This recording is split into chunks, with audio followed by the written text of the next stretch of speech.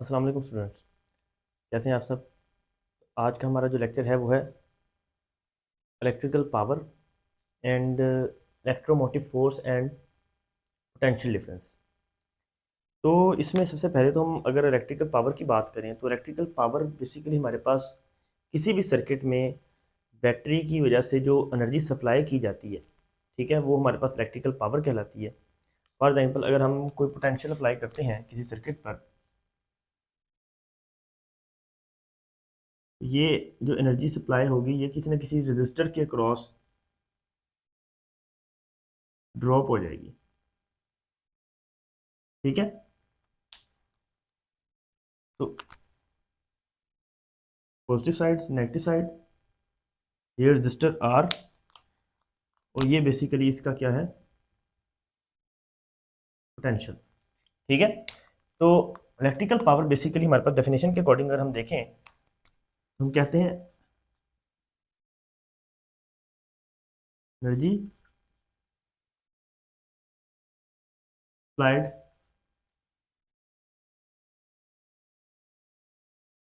Per unit time, ठीक है। Energy supplied per unit time, तो हम इस तरह इलेक्ट्रिकल पावर की डेफिनेशन अगर हम लिखें या इसका फॉर्मूला लिखें तो यहाँ लिखते हैं हम एनर्जी सप्लाइड डिवाइड बाय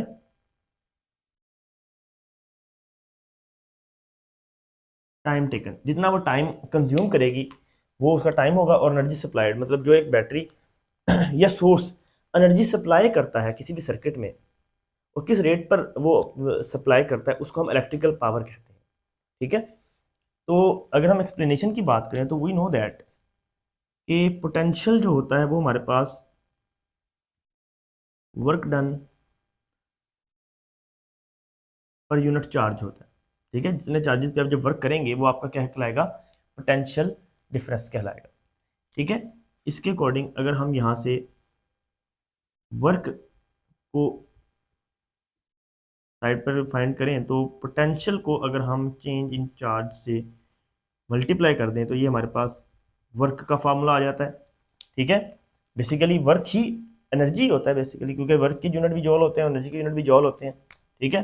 तो हम इलेक्ट्रिकल पावर की अगर यहाँ पर बात करें तो वो होती है एनर्जी पर यूनिट टाइम। तो एनर्जी हमारे पास यहाँ पर क्या है, डेल डब्ल्यू के इक्वल है डिवाइडेड बाय टाइम टेकन। तो डेल डब्ल्यू यहाँ पर किसके इक्वल है, V del Q divided by del T.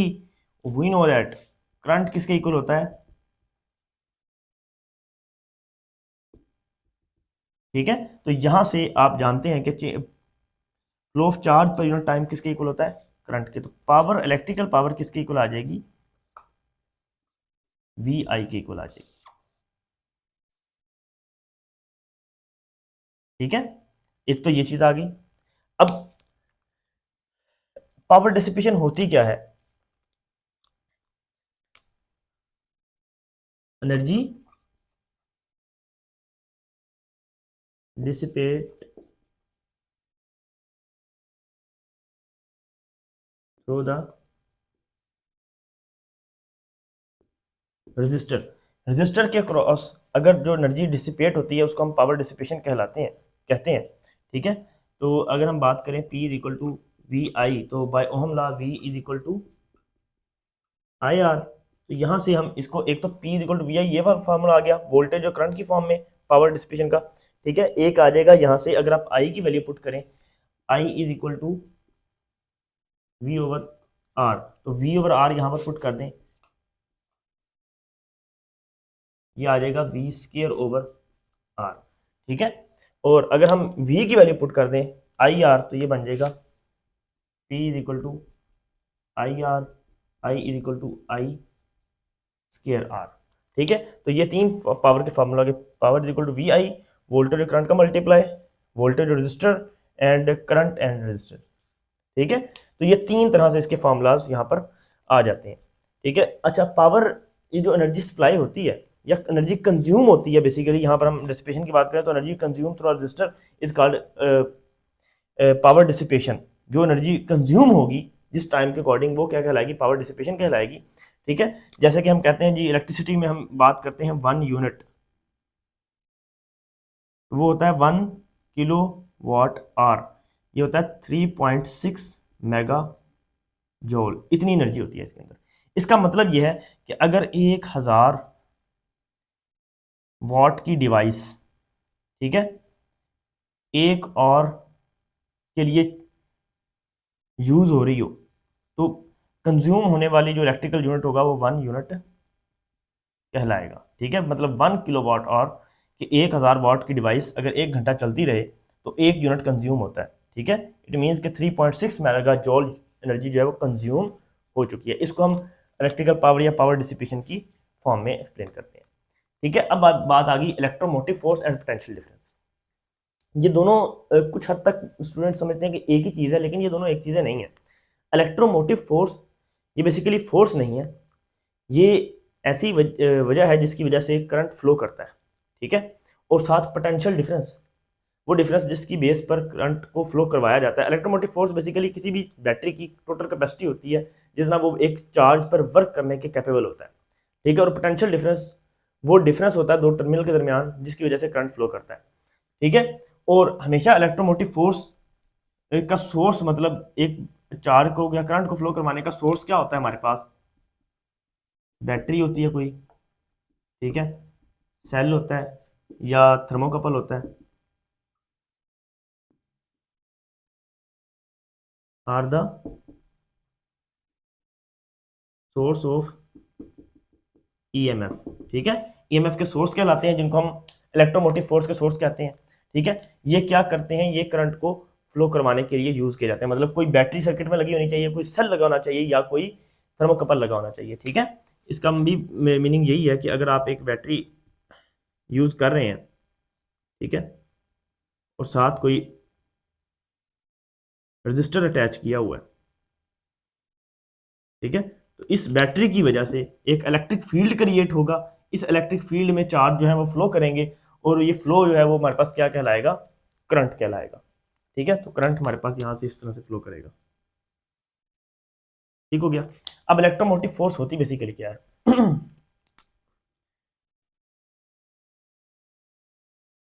The energy applied by source, मतलब वो सोर्स हमारे पास बैटरी भी हो सकता है, सेल भी हो सकता है या कोई भी चीज हो सकती है। Energy supplied by source to charge to move from low potential to high potential. Low से हाई पोटेंशियल पर जाने के लिए जो एनर्जी सप्लाई की जाती है by the source which is called electromotive force. ठीक है, मतलब ईएमएफ को हम रिप्रेजेंट करते हैं work done per unit charge से। ठीक है, कि जब फॉर एग्जांपल यहाँ पर एक पॉजिटिव चार्ज की वजह से करंट फ्लो हो रहा है, मतलब हम कन्वेंशनल करंट की बात करते हैं, तो ये चार्ज यहाँ से मूव करेगा, यहाँ हाई पोटेंशियल है तो ये किस तरफ से पॉजिटिव इसको रिपेल करेगा और नेगेटिव इसको अट्रैक्ट करेगा, इलेक्ट्रिक फील्ड की अकॉर्डिंग ये मूव करेगा। तो पॉजिटिव टर्मिनल से फ्लो होता हुआ किधर आ जाएगा, नेगेटिव टर्मिनल। ये तो बाय नेचर होगा ना, कि जैसे फॉर एग्जाम्पल आपके पानी का सोर्स छत पर होता है, तो छत से जब नीचे आप कोई भी टैप ओपन करते हैं तो पानी ऑटोमेटिकली नीचे की तरफ फ्लो करता है। ठीक है, तो ऊपर से नीचे आना तो नेचर है ना, लेकिन नीचे से ऊपर जाने के लिए आपको वर्क करना पड़ेगा। तो वो वर्क हम किससे करते हैं, फॉर एग्जाम्पल हम वाटर पंप चलाते हैं या कोई मोटर चलाते हैं तो वो पानी को दोबारा से ऊपर तक लेके जाता है। इसी तरह बेसिकली ईएमएफ भी वो वर्क है जो हम चार्ज पे करते हैं नीचे से उसको दोबारा ऊपर ले जाने के लिए। फॉर एग्जाम्पल ये बैटरी है, बैटरी के पॉजिटिव टर्मिनल से चार्ज निकलेगा, निकलता हुआ फ्लो करता हुआ यहाँ पर आ जाएगा लो टर्मिनल पे। अब बैटरी उस पर वर्क करेगी दोबारा से उसको हाई पोटेंशियल पर ले जाने के लिए। ठीक है, तो यही काम ईएमएफ में किया जाता है, जो कि एक चार्ज पर वर्क किया जाता है from low to high potential. ठीक है, और इसके यूनिट क्या होते हैं, यूनिट इसके होते हैं वोल्ट्स। ठीक है, यूनिट इसके वोल्ट होते हैं। अच्छा, अब आता है पोटेंशियल डिफरेंस। ये होता है work done per unit charge between 2 points of a circuit when current drawn from the circuit. जब किसी सर्किट में करंट ड्रॉ हो रहा होता है तो उस टाइम हमारे पास क्या कहलाता है, पोटेंशियल डिफरेंस कहलाता है, जिसको हम कहते हैं पोटेंशियल डिफरेंस। बेसिकली हमारे पास क्या होता है, work done per unit charge ही होता है, लेकिन ये बिटवीन 2 पॉइंट्स होता है।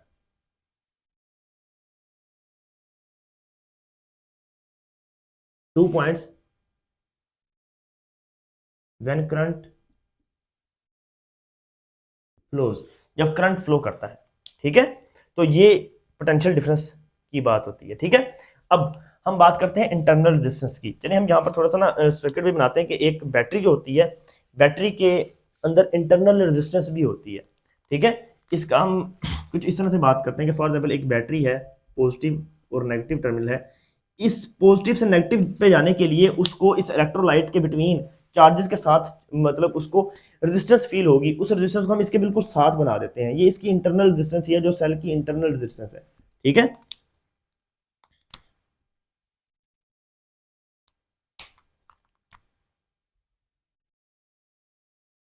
इसको हम क्या कहते हैं, इंटरनल रेजिस्टेंस, ठीक है।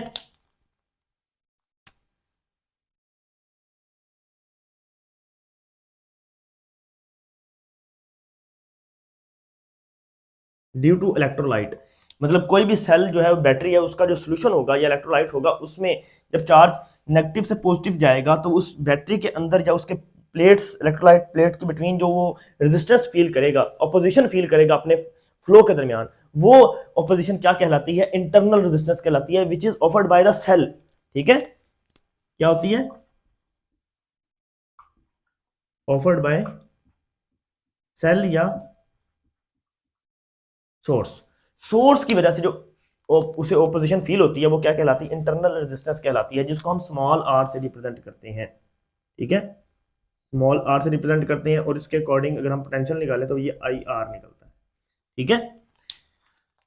तो अब हम अगर बात करें करंट की, तो हम ओहम लॉ में तो पढ़ते हैं ना, I is equal to V over R, लेकिन हम यहाँ पर I is equal to E M F divided by external resistor plus internal resistance, ठीक है। अगर हम सर्किट बनाएं इसका अकॉर्डिंग, तो हम ये कह सकते हैं कि एक बैटरी, इसके साथ इसकी इंटरनल रेजिस्टेंस, ठीक है,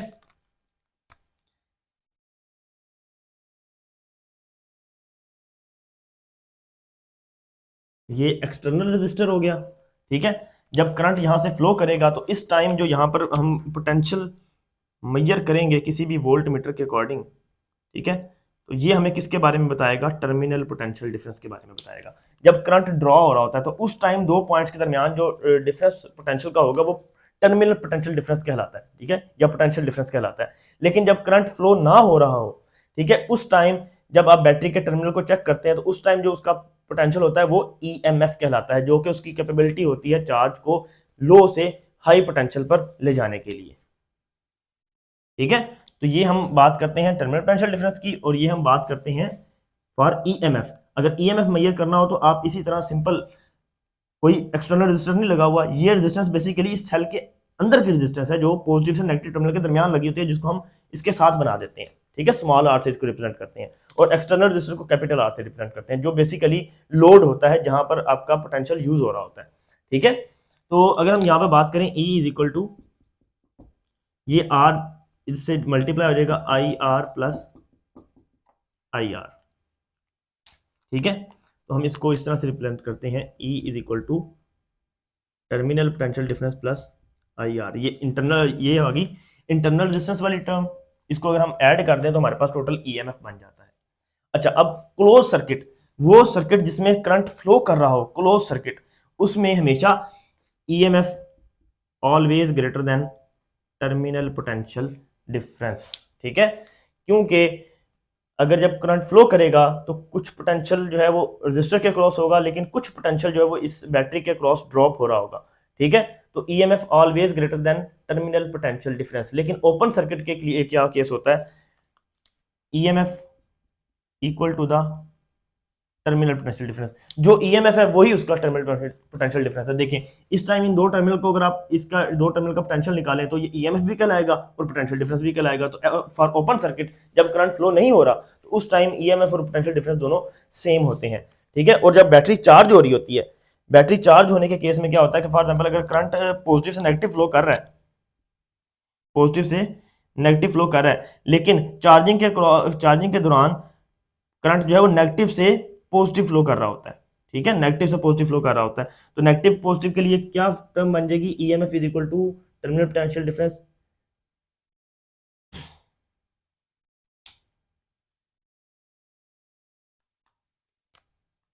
माइनस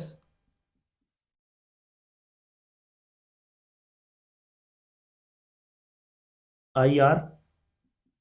तो करंट की डायरेक्शन ऑपोजिट है, माइनस माइनस आई आर, ठीक है, तो ये आ जाएगा प्लस आई आर, ठीक है। तो अगर हम यहां पर टर्मिनल पोटेंशियल डिफरेंस निकालें,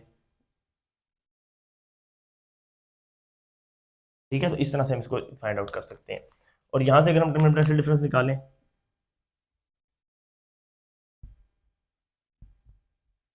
ठीक है, तो टर्मिनल पोटेंशियल डिफरेंस की जो टर्म होती है हमेशा ईएमएफ से इंटरनल रेजिस्टेंस निकालने से बनती है, ठीक है। अगर हम ये इंटरनल रेजिस्टेंस की टर्म माइनस कर दें तो बचने वाला जो पोटेंशियल होगा वो उसका टर्मिनल पोटेंशियल डिफरेंस कहलाएगा, क्योंकि कुछ अमाउंट जो है वो इस बैटरी के अंदर पोटेंशियल की यूज हो रही है, ठीक है। अगर वो निकाल देंगे तो बाकी एनर्जी सारी क्या कहलाएगी, उसका टर्मिनल पोटेंशियल डिफरेंस कहलाएगी, जो कि उस रजिस्टर के अक्रॉस कंज्यूम हो रहा होगा, ठीक है। तो आई होप कि आप लोगों को आज का लेक्चर जो है वो अच्छे से समझ आ गया होगा, जिसमें हमने इलेक्ट्रिकल पावर की बात की, energy supplied per unit time, ठीक है, फिर उसमें वोल्टेज और करंट की फॉर्म में इसको एक्सप्लेन किया, फिर हम रजिस्टर की फॉर्म में एक्सप्लेन किया और करंट रजिस्टर की फॉर्म में एक्सप्लेन किया, फिर हम इलेक्ट्रोमोटिव फोर्स और पोटेंशियल डिफरेंस का फर्क जाना, और यूनिट इन दोनों के सेम होते हैं, इसके यूनिट भी क्या होते हैं, ठीक है, इसके यूनिट भी वोल्ट्स होते हैं, ठीक है। और एक बात याद रखिएगा, ईएमएफ इज अ कॉज, ठीक है, और potential difference is a effect, ठीक है। ईएमएफ कॉज है और पोटेंशियल डिफरेंस उसका इफेक्ट है। ईएमएफ होगा तो पोटेंशियल डिफरेंस क्रिएट होगा, अगर ईएमएफ ही नहीं है तो पोटेंशियल डिफरेंस भी क्रिएट नहीं होगा। मतलब एक सेल अगर इसकी कैपेसिटी 1.5 वोल्ट की है तो ये इसका 1.5 वोल्ट इसका क्या कहलाता है, ईएमएफ कहलाता है। और जब ये करंट हम इस सेल को किसी सर्किट में लगा देंगे तो इस टाइम इसका ईएमएफ जो है वो 1.5 नहीं होगा, वो 1.4 समथिंग होगा, वो उसका टर्मिनल पोटेंशियल डिफरेंस कहलाएगा, ईएमएफ नहीं कहलाएगा, क्योंकि वो करंट फ्लो कर रहा है उस टाइम कुछ पोटेंशियल जो है वो सर्किट के क्रॉस ड्रॉप हो रहा है और कुछ पोटेंशियल इसके इंटरनल रेजिस्टेंस में यूज हो रहा है, ठीक है। तो देन उसका जो पोटेंशियल में ड्रॉप है वो उसका क्या कहलाएगा, टर्मिनल पोटेंशियल डिफरेंस कहलाएगा। जैसे कि हमने यहाँ पर देखा कि टर्मिनल पोटेंशियल डिफरेंस जो है वो ईएमएफ में से इंटरनल रेजिस्टेंस की टर्म माइनस करने से होता है, कि जो वर्क ये चार्ज को लो से हाई पर जाने के लिए कर रहा है ना, वो वर्क हम माइनस कर देंगे, ठीक है, टोटल ईएमएफ में से। तो बचने वाली जो वर्क होगा वो बेसिकली टर्मिनल पोटेंशियल डिफरेंस पर यूनिट चार्ज, वो बाकी वर्क होगा जो वो चार्ज पर करेगा, ठीक है। तो आई होप कि फॉर इसमें हमने फिर 3 कंडीशनें भी समझी, for close circuit, open circuit और बैटरी चार्जिंग के लिए। तो तीनों के लिए अलग अलग केसेस हैं कि ईएमएफ जब क्लोज सर्किट के लिए EMF always greater then the potential difference, और जब ओपन सर्किट होता है दोनों इक्वल होते हैं, और जो बैटरी चार्ज हो रही होती है तो फिर जो है वो ईएमएफ जो है वो लेस होता है, ठीक है, पोटेंशियल डिफरेंस ज़्यादा होता है उस टाइम। तो ये हमारे पास डिफरेंट इसके केसेस हैं। आई होप कि आप लोगों को आज का लेक्चर समझ आएगा। अपना ख्याल रखिएगा। अल्लाह हाफिज़।